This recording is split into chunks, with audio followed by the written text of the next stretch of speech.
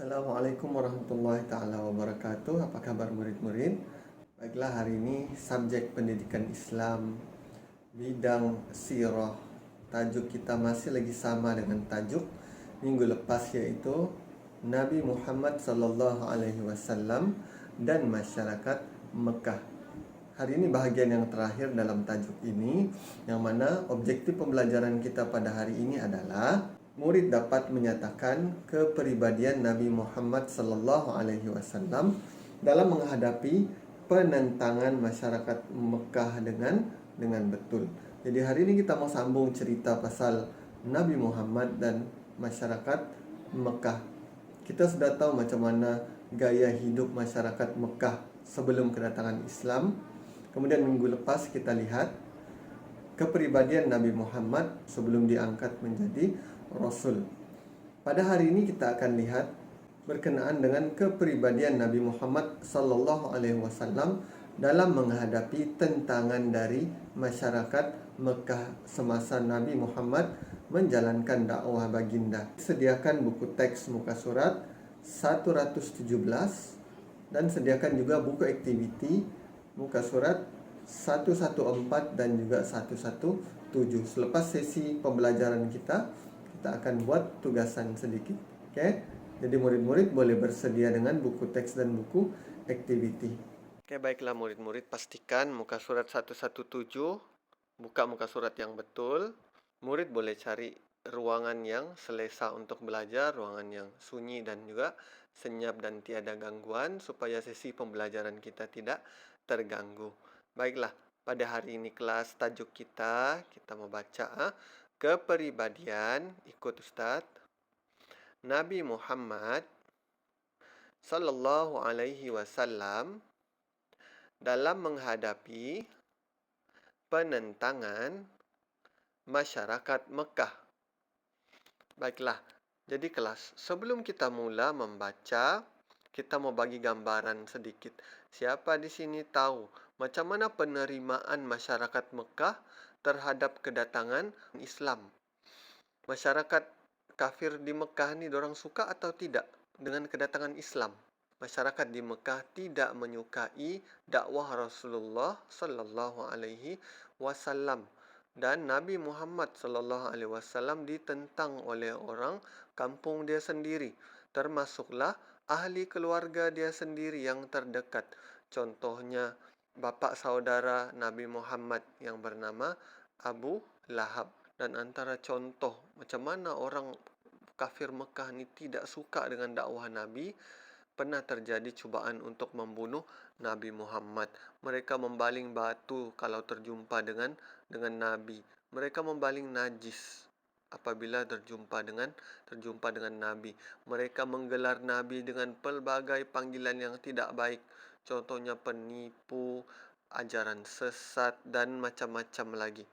Padahal kalau kita lihat sebelum ini, masyarakat di Mekah sangat menghormati Nabi kerana Nabi digelar Al-Amin. Tetapi dengan kedatangan ajaran agama yang baru, orang di Mekah ni menjadi ganas. Mereka tidak boleh terima ada agama Islam selain dari agama asal mereka. Siapa yang masih ingat apa agama asal penduduk di Mekah? Ya, mereka menyembah berhala. Baiklah, kita mau baca nih. Kita lihat yang pertama di sini. Tunjuklah, saya ikut baca. Sabar dan tabah. Abu Lahab, bapa saudara Nabi Muhammad sallallahu alaihi wasallam dan isterinya menentang dakwah baginda. Mereka menggelar Nabi Muhammad sallallahu alaihi wasallam sebagai pendusta. Namun baginda tidak patah semangat dan sentiasa berbuat baik kepada mereka. Baiklah kelas. Oke, ini cerita berkenaan dengan Abu Lahab. Siapa Abu Lahab ni? dia adalah bapa saudara kepada Nabi. Maksudnya pakcik kepada Nabi. Pakcik Nabi sendiri pun menentang ajaran Nabi Muhammad sallallahu alaihi wasallam. Dipanggil Nabi dengan panggilan yang tidak baik, pembohong, penipu. Okey? Kemudian yang kedua. Tengok di sini ya kelas. Berpendirian teguh.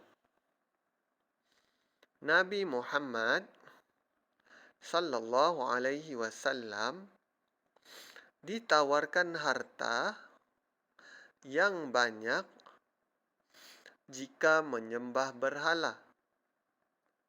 Baginda menolak tawaran tersebut dengan tegas dan meneruskan dakwah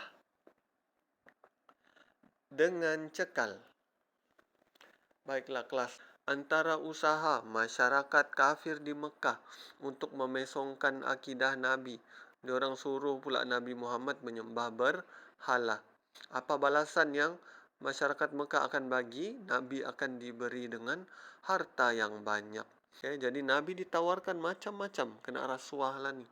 Macam-macam mau kena bagi. Apa yang Nabi perlu buat? Perlu menyembah berhala dan jangan percaya kepada Allah. Tapi Nabi dia termakan dengan semua tawaran-tawaran rasuah ni. Nabi tidak pandang pun. Nabi teruskan sejak dakwah Nabi di Mekah. Okay? Seterusnya yang ketiga. Bijak merancang. Baginda diperintahkan Allah berhijrah ke Madinah ketika Abu Jahal dan sekutunya merancang membunuh Nabi Muhammad sallallahu alaihi wasallam. Baginda memilih jalan ke selatan untuk ke Madinah, walaupun Madinah terletak di utara Mekah, untuk mengelirukan musuh. Sesampainya di Madinah, Baginda merancang usaha dakwah yang lebih meluas. Oke, cerita dia di sini kelas. Abu Jahal dan kawan-kawan dia ni telah merancang untuk membunuh Nabi Muhammad apabila Nabi tidak mau terima harta daripada dorang untuk menyembah berhala. Walaupun Nabi diugut macam-macam supaya tidak percaya kepada Allah, tapi Nabi tetap teruskan dakwah, tetap percaya kepada Allah. Jadi Abu Jahal ni pun merancang untuk membunuh Nabi Muhammad. Jadi Nabi rasa tidak selamat dan Allah telah memerintahkan Nabi Muhammad untuk berhijrah ke Madinah. Kalau kita tengok peta ni kelas, Madinah ni di utara, di atas. Mekah ni di bawah. Okay, jalan biasa orang akan guna jalan atas nih, yang warna merah nih. Okay, itu jalan yang biasa orang Mekah ambil untuk sampai ke Madinah. Tapi apa yang Nabi buat? Nabi tidak terus maju ke atas tuh. Nabi lalu jalan bawah nih. Dia cuba mengelak dari jalan yang biasa orang guna untuk sampai ke Madinah. Kenapa? Supaya tidak dijumpai oleh Abu Jahal yang cuba untuk membunuh Nabi tadi. Jadi begitulah cerita dia. Nabi ni tengoklah dia punya peribadi macam mana. Sabar, teguh pendirian dan juga pandai bijak. Seterusnya kelas kita buka buku aktiviti pula. Muka surat 114 kita mau buat ini. Arahan dia apa kelas di sini? Kenal pasti dan tulis semula. Apa yang kita mau kenal pasti ni? Apa tajuk dia ni? Akhlak Nabi Muhammad sallallahu alaihi wasallam dalam masyarakat. Jadi dalam kotak-kotak ni ada contoh-contoh akhlak. Ada akhlak yang baik dan ada akhlak yang tidak baik. Jadi kita mau tulis akhlak Nabi. Oke, akhlak yang baiklah. Oke, Ustadz bacaan nanti murid-murid akan isi di sini. Yang mana yang akhlak Nabi. Oke, kita tengok yang di sini dulu di sini. Oke, apa dia punya bacaan nih kelas? Adil. Fikir Nabi ini adil kah tidak? Oke, begitu. Yang sini pemalas. Oke. Ini amanah. Oke, yang di sini tamak. Oke, di sini bercakap benar. Oke, yang di tepi sini bakhil. Apa nih bakhil kelas? Bakhil nih kedekut. Betul kan Nabi kedekut? Enggak kan lah kan? Oke, terus di sini rajin bekerja. Seterusnya di sini gopoh.